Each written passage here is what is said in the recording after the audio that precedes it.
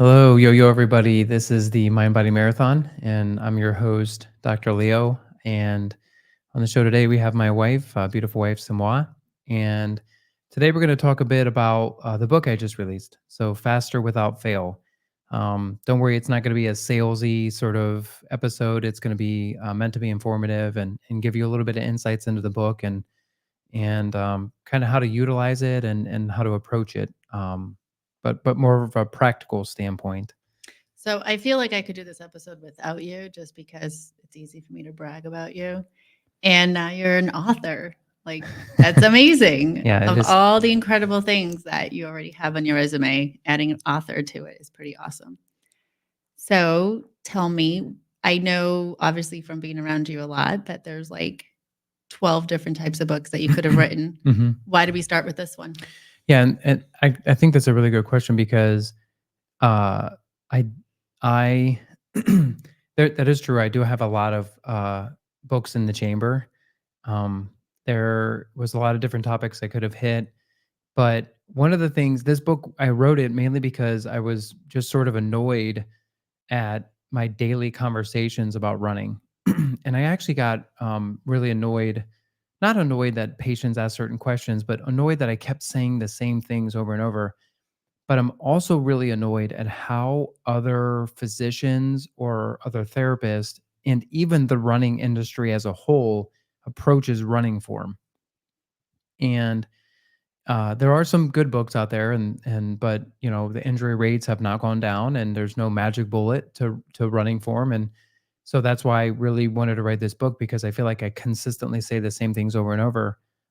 So obviously the title is Faster Without Fail. Can pretty much say also Farther Without Fail, but basically the idea is that there's no specific running form. There's no perfect running form. There are tenets of form that matter the most, and I definitely talk about that.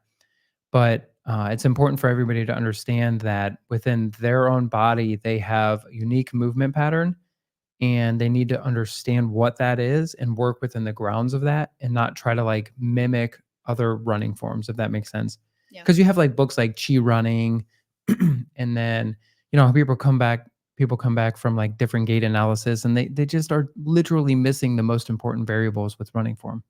I think one of the things that I appreciate the most of being around you as a professional, because I've been working for you since 2013, so for over 11 years, and at the original clinic, and even the second location, it was a smaller office. And so working at the front desk, I could hear a lot of what you would tell to patients.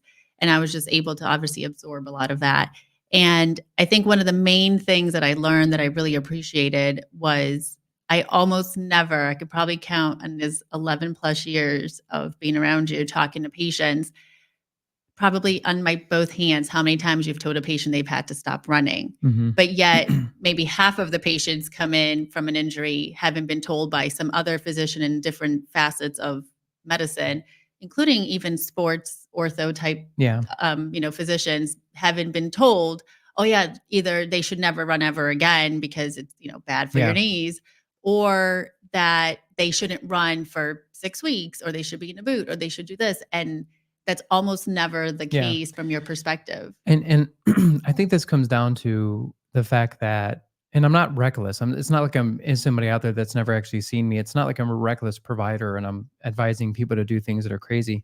It's like I just literally have been through a lot of these injuries, and I know what you can run through and should run through, and actually it's therapeutic to run through, and then what you shouldn't. And um, run movement is medicine, and running is the most advanced non-learned behavior we can do. So it's actually really therapeutic for a lot of injuries. And once you kind of understand what variables of injuries you're working with and you're on the path to recovery with that, it's often not advisable to take time off. Um, and I think like, a lot of injuries you're not going to rest your way out of. And I think that's kind of how the traditional medical system approaches it is just, oh, you got an overuse injury and you just got to rest longer. And it's like, well, I get what you're saying. Like, obviously, running too much gave you the injury, but why did it end up in the right knee and not the left knee? Or why did you get a stress fracture in the left tibia and not the right, or the femur or something? Like, why did that one spot fail first? And you need to answer that question, really. It's not what caused it, because you can obviously blame overuse on everything. You can say it in football, like you threw the football too much and that's why your arm hurts. But it's like, but obviously some mechanical deficits are there and that's why your arm hurts. It's not that you did it too much. It's such a cop out answer. So that drives me literally crazy. So I felt like, of all of the ideas I have in terms of applying ideas to books, like addressing form matters just so critically, because I would often tell patients, like, a lot of times if you analyze running form, it is sort of like putting the cart before the horse. And if you read the book, you'll notice that at the end, I go through a lot of different functional tests and actionables, as they put it, because, again, there is no perfect form, but you need to understand where you fall on the spectrum of how your body is moving. And, once you understand that, then you can manipulate your form in adequate ways to better, enhance speed and distance and all that. But, it's one of those things where addressing form, I used to say, like, you know, running doesn't necessarily cause injuries, it exposes injuries. So that's definitely a key concept of the book. And the more that you run, the more that you are likely to get injured, because you're challenging, pushing the envelope. And we need to figure out why those systems failed first in those areas. And then once you can sort of pinpoint that, then you can just run farther and faster. And that's one of the key concepts. But it's not like running itself often does it. It's like I said, we're moving within the grounds of of what's natural to us. Meaning, jumping from one foot to the next and running is really, really natural. It's that, like I said, it's completely ingrained in us. And how we do it, like if you watch somebody running down the road and you see their distinct form, how we're doing that is often based on the current state of joint mechanics, the current state of muscle girth and or atrophy, of nerve activation. And that's a dynamic system. So how you ran when you were 15 might be different than how you're running when you're 30, but we kind of don't even really think of it that way, because it is literally a different system. So you kind of just have to meet the body where it's at and understand how you're moving and where your strengths and weaknesses are, and then work from that point on. So that brings up another thought that I really appreciate, having listened to you talk to a bunch of patients, because you have here at the clinic, you see these patients that are NCAA championship caliber patients, or they're literally going to the Olympics, they're making Olympic trials. But then you also see the weekend warriors that are just getting after a BQ or Boston qualifier. They're trying to, qualify for Kona with a triathlon or something. And then you have patients that are like me, that casually run because they want to put on a costume and go around Disney. And hearing you communicate here in the office with every single one of those patients, I love it that, like you just said, you meet them where they're at their actual level. You appreciate every one of them. Like, you don't have any less respect for one versus the other, and appreciate what their goals are, and take them seriously and with the same amount of gravity in treating their injury and helping them get to whatever their goal is. And having read the book cover to cover, I feel that the book does the same thing, that it's not for one type of runner or another. You're not speaking to the runners that are, measuring every calorie and figuring out their salt intake. Yeah. And that's the only runners that can benefit. I love it that I read the book, and having listened to you say a lot of the same things, but I loved at the end of the chapters, the actionable items, and how you just kind of bullet point what the chapter was about. Because even the last 2 runs that I've had, which I haven't ran in like 2 months, Yeah. and I have a half marathon in 4 weeks. That's I classic. actually was thinking of that. Like, I was thinking of some of the actionable items, and I've texted you over my health thing from my phone, and you're like, "Oh, your cadence is good." And then I'm like, "Yeah," because I'm actually thinking about a couple of the things that I read in the Yeah. book and trying to apply them mid-run. And I'm obviously super casual with my running, Yeah. so I can read the book and quickly start to apply some of it. But then those people that are way more technical, or way Yeah. more, really getting after their goals and being diligent, there'll be a lot there for those people as well. Yeah, it's not a hard book to read. It's Not at not all. it flows quick. It's, 100 and what, 40-ish pages, 50 And it pages. wasn't boring. As much as I hate running, and this might be a reason that your listeners are going to sit there and be like, "How did he marry this girl?" I still haven't even read Born to Run. I hate to admit that on air. But it is a good read though. but I know it's on my list. I don't know why whenever I'm looking for a new book, I'd never think of it, even though we have a Yeah. copy of it at home. But it was entertaining to read this. It wasn't boring. Which It is was funny to me because I don't really tell stories in it. Like there's no, like no stories, but it's it's kind of like short and sweet. Like it's like a manuscript. Just get it out there, just get it moving. And my life is crazy and hectic. And so I just want something quick, some quick information and quick actionable items. And that's what the emphasis of this was. The whole first half of the book is basically about what could go wrong with running form.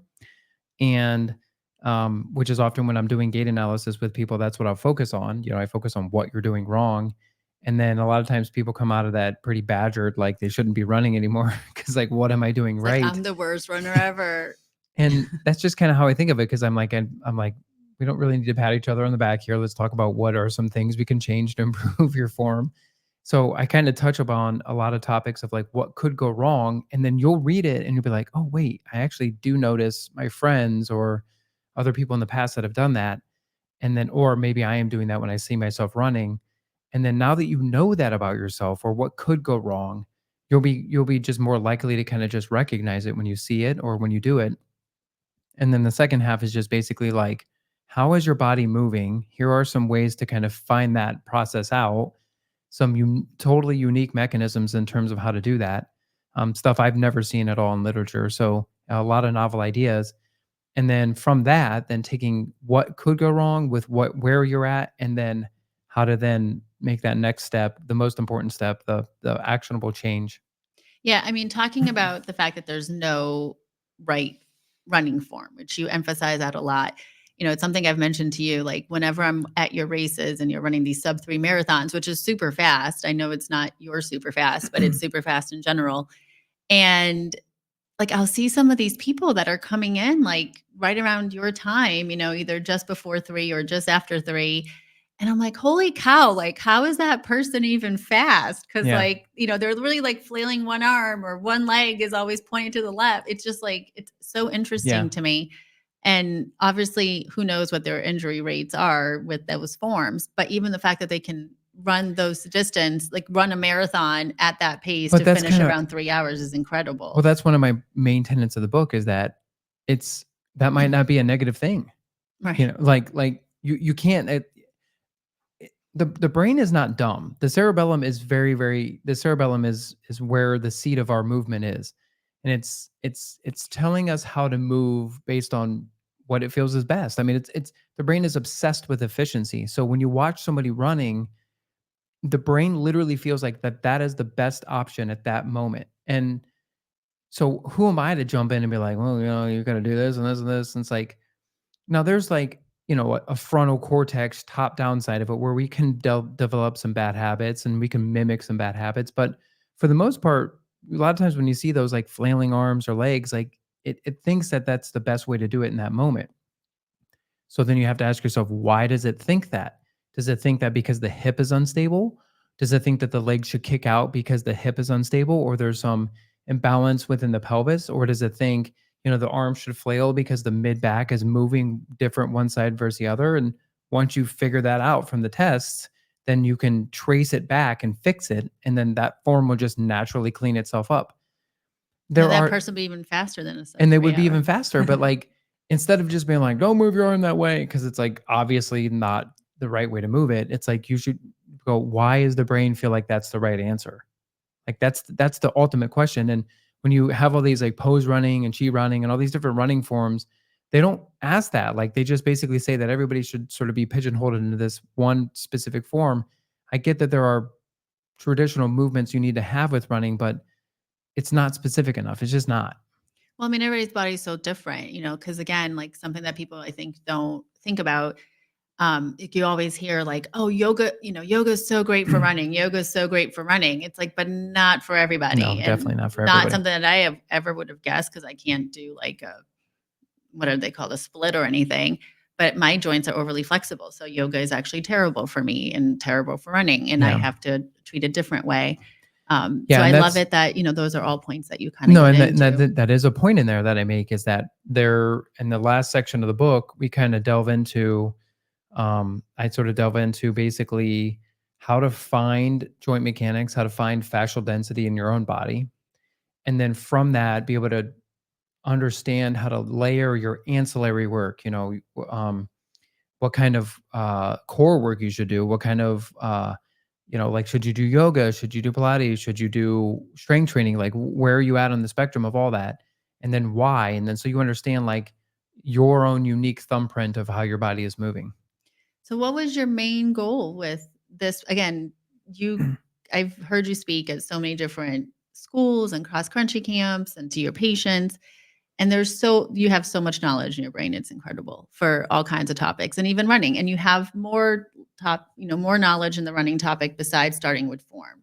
So like what is your number one goal to get out there for people reading this? My primary goal with this book was to get everybody to understand their unique body and what they are good at and what their deficits are.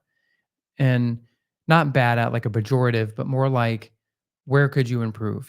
Some people are just have really stiff joints and you'll find that out. Some people have really flexible joints. Some people have really thick fascia, which determines, basically how they're going to respond to certain stimulus. And I sort of break all those down and make it not sciency and just kind of like give you like the actionable items with that. But like what makes everybody unique in terms of like how they are moving with running. And then once you sort of answer that question, is that uniqueness good or bad based on your demands? Because the other thing to think about, like, say you're a sprinter your whole life, or you did sprinting based sports like football or baseball or something, and then all of a sudden you want to run a marathon when you're 40.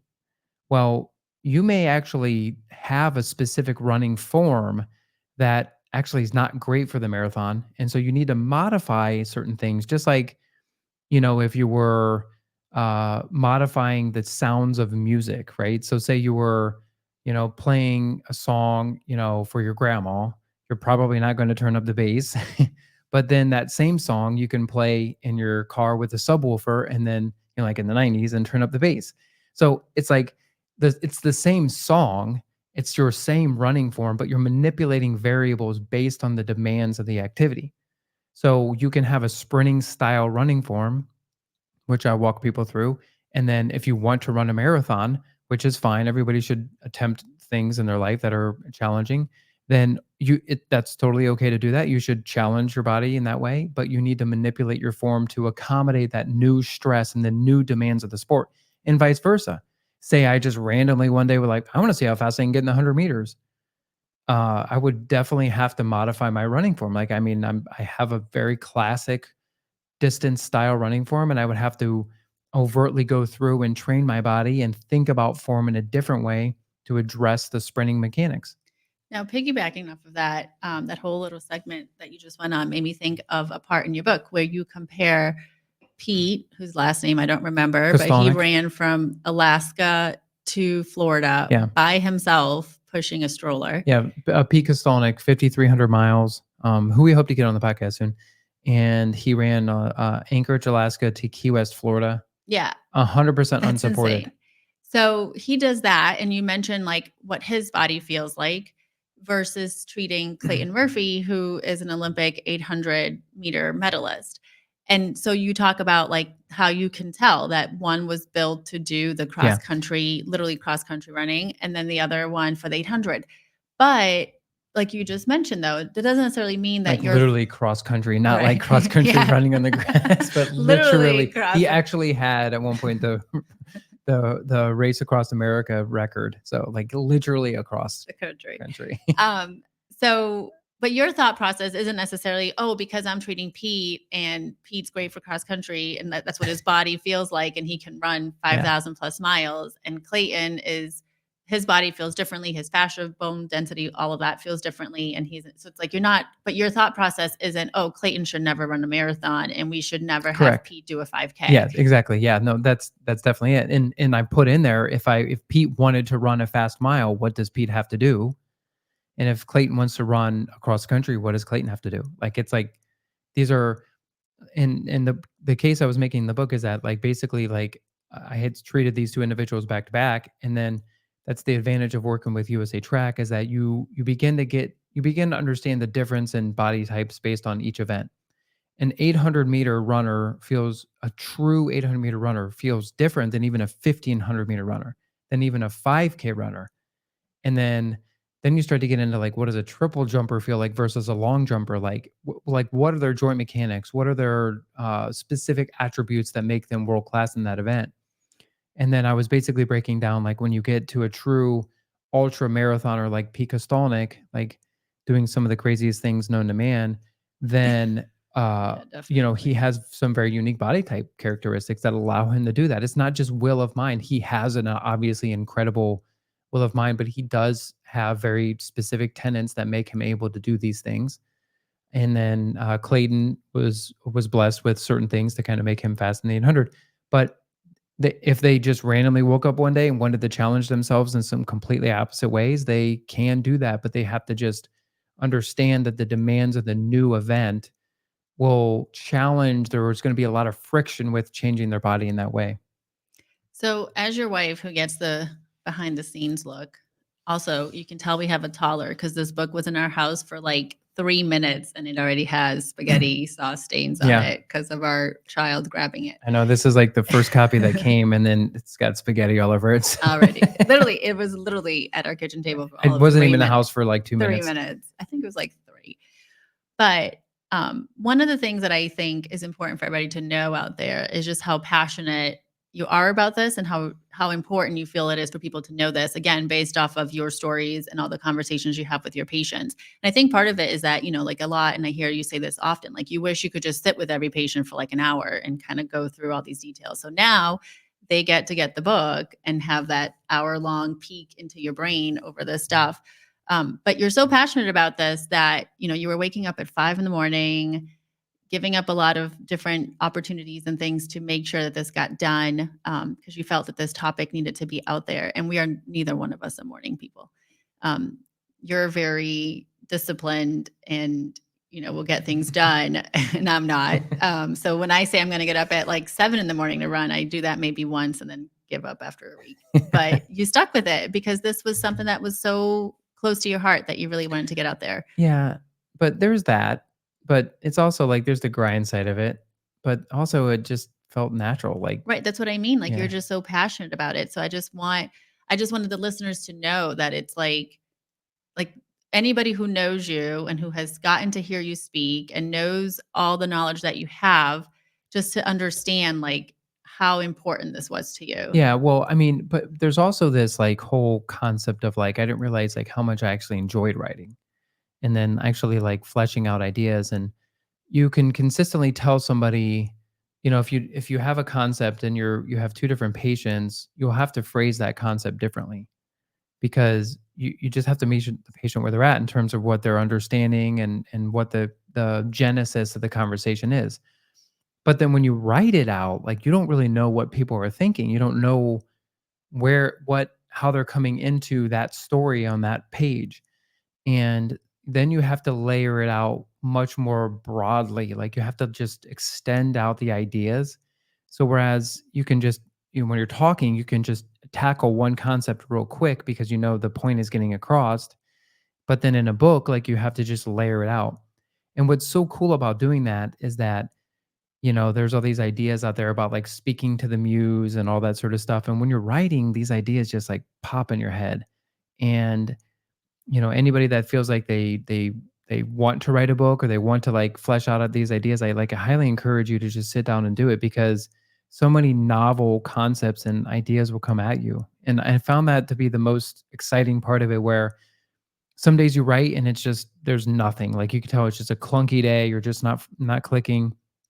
You're not firing on all cylinders. And then some days you're writing and you feel like you could literally write to eternity because it's just so fun, it's so fluid, and the ideas are just flowing. And then, you hate to break that cycle because it's just so freeing.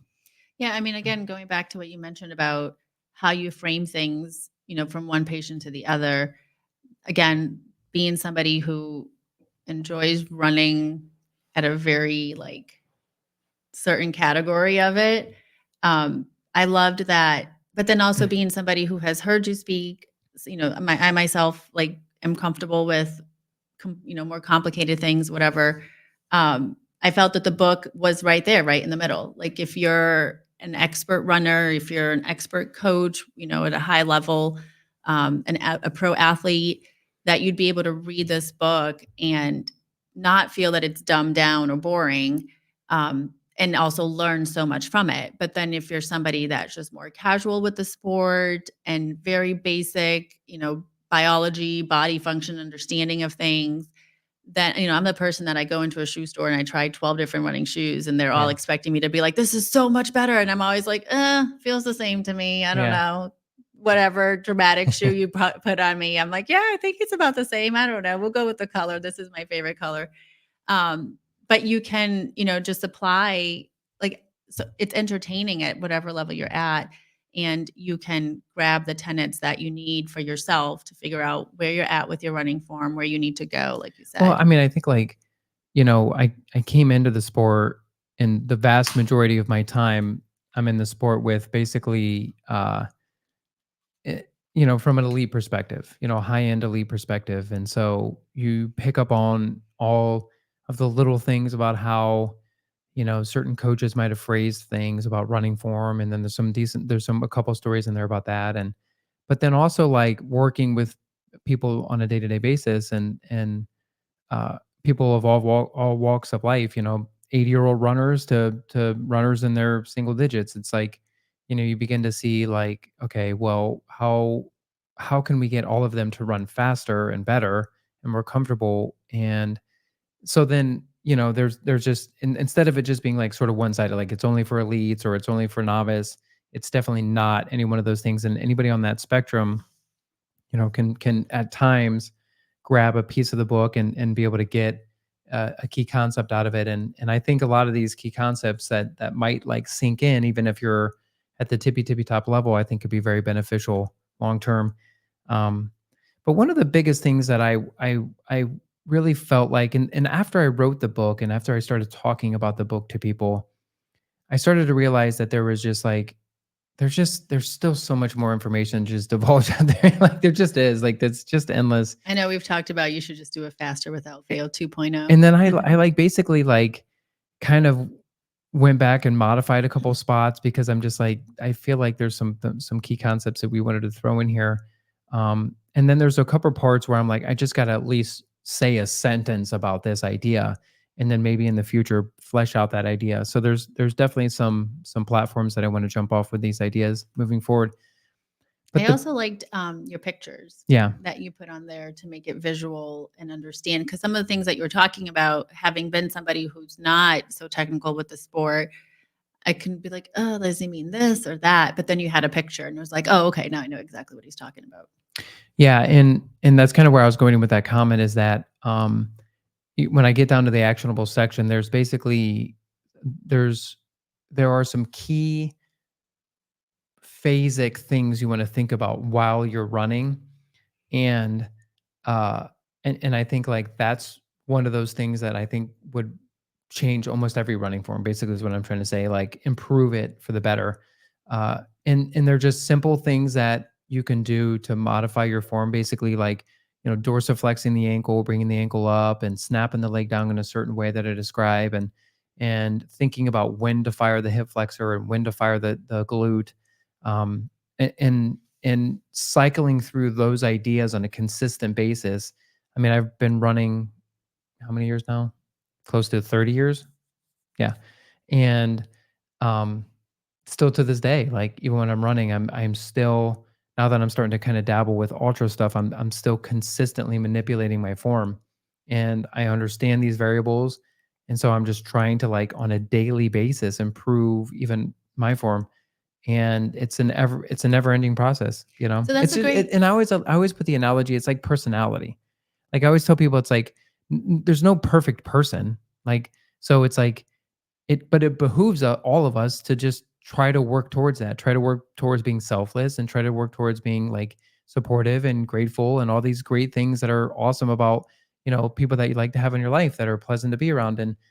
And it's one of those things where it's like, but nobody will ever get there. Nobody will ever be 100%. So it's like, nobody will ever have 100% perfect form for even their body, but it's important for us on a daily basis to still strive for that. And then what do you try to improve? If you And just how do you ask know what you need to improve? exactly. So we know like from a personality perspective, we're like, yeah, well, we need to do these things and not be like a jerk here and then, help people here. It's like you obviously know how to operate within the world. But then if you Well, don't most people do. Not most people, everybody. not narcissists. But if you don't know what variables to improve with running, or even what are the variables with running form, then you can't even improve them. Right. So So I want to touch upon your comment about dabbling into ultras. So especially with the book just coming out, so you're running the rim to rim to rim, yeah, which is an insane. How many miles again? it's roughly 50-ish. And you're going to do it all in one swoop. Yeah. So, It's like you run the south rim of the Grand Canyon to the north rim and back. so how have you applied some of your own concepts in the last few weeks as you've been running more trail runs and running to last that long? Yeah, so again, back to this conversation about a sprinter wanting to do a marathon. Well, I have what's called a true classic distance running form, and or what I call a true classic distance running form, and you'll see I kind of break down categories of styles of running form in the book.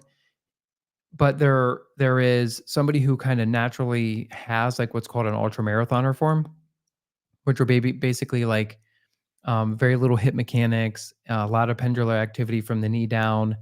Basically, they're going to fire their shin muscle or their tib anterior at a higher rate. These are just some basic components, and that's in an effort to survive those longer distances because you're just offsetting pressure from the longer distances into different parts of the body. So with me running, you definitely have to change your form a bit, right? So my overall runs are overall slower, which is fine. It's more time on your feet, but I'm doing it because I'm like, I've modified my form. It's sort of like when you're driving a car, like you're just going into low gear, you're just, instead of just being on the highway of fifth gear all the time, which is what I was used to, it's like you're basically just kind of in that low gear, just kind of churning through the mud. And it's a different form. You have to overtly think about things differently. You have to move in a different way. But what's cool about, like, having those different thinking of your body as, like, different gears in that way, say I'm running through the Grand Canyon and I'm running downhill, then I'll modify my form accordingly. I'll get tall, I'll basically spring up in a different way, and, so you can kind of flex your form a little bit based on the demands. It's kinda like a pitcher, a pitcher's gonna have a fastball, or a standard slider they're gonna do, but then they can also do a curveball, a knuckleball, whatever, they a changeup. They have these other varieties based on the demands of the situation. That makes sense. So I have a quirky question about the book. At the beginning of each chapter, you have a couple quotes Yeah.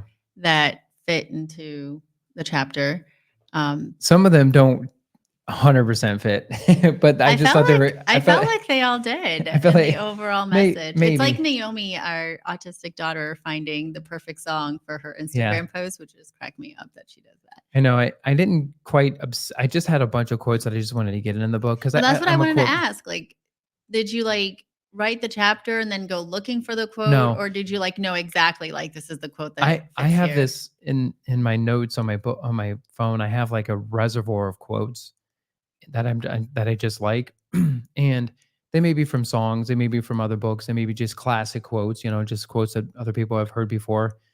And so basically, I just kind of keep those in my back pocket in case there's a concept I want to kind of throw out there, just to show people I'm not the only person that have thought about this or whatever. And so there's some fun lyrics in there that are cool. I liked the quotes. I Yeah, appreciated them. I'm And I like I like said, some I of the non-running references that you right, make too. yeah. So, like I said, it's an entertaining read, even if you're not some psycho runner obsessed person. Yes, No I offense to any psycho running obsessed person. I mean, I'm married to one, so it's all good. um They're awesome people. but yeah, the quotes were fun, and they do kind of sort of match the sentiment of the book, but maybe not 100% the chapter, but you can tell me if you think that was the case. You had some really good ones, some creative ones. I liked it. So, yeah, as we're kind of rounding third on the episode here, any final questions about the book you wanna kinda delve out?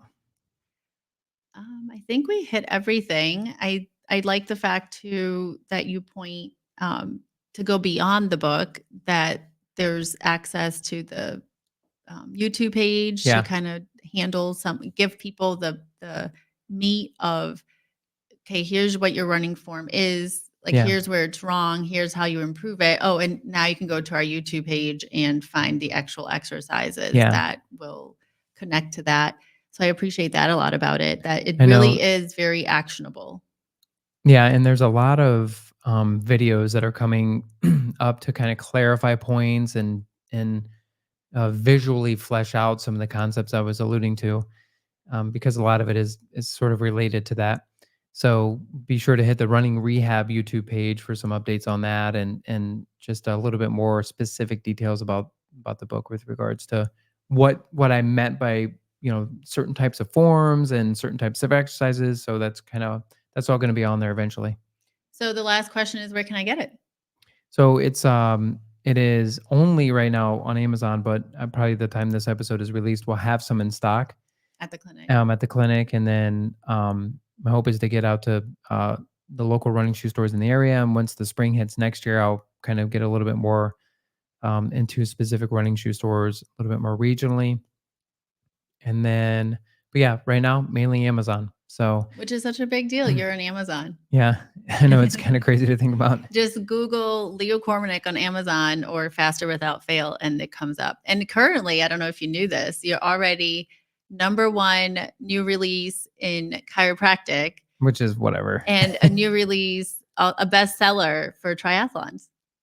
Even that's funny. So there you go. The algorithms In of 2 days. the algorithms of Amazon are funny. In 2 days. That's a big deal. So, all right. Well, thanks for listening, and feel free to reach out if you have any questions or concerns, and feel free to send this episode to anybody that was looking to improve their running and looking to improve their running form. And I think this book will be a beneficial buy for them. Appreciate Definitely. it. Again, somebody who's not a super passionate runner and kind of hates the sport and not very technical. I don't even warm up before I go out for runs. I barely even do like Most people don't. swings. So this book though, like my last couple runs, it's been on my mind, and because it's the only 2 runs I've done since reading the book. And I'm like applying exactly what I read at the end of a couple chapters, and I can see the difference. Awesome. Appreciate it. Thanks for joining us. Dr. Leo here. If you want to catch me in another setting, be sure to check out my YouTube page, Running Rehab, where you will find exercises on how to stay healthy with running, how to improve your running form, and a bunch of other tips and tricks on how to get over common injuries. So again,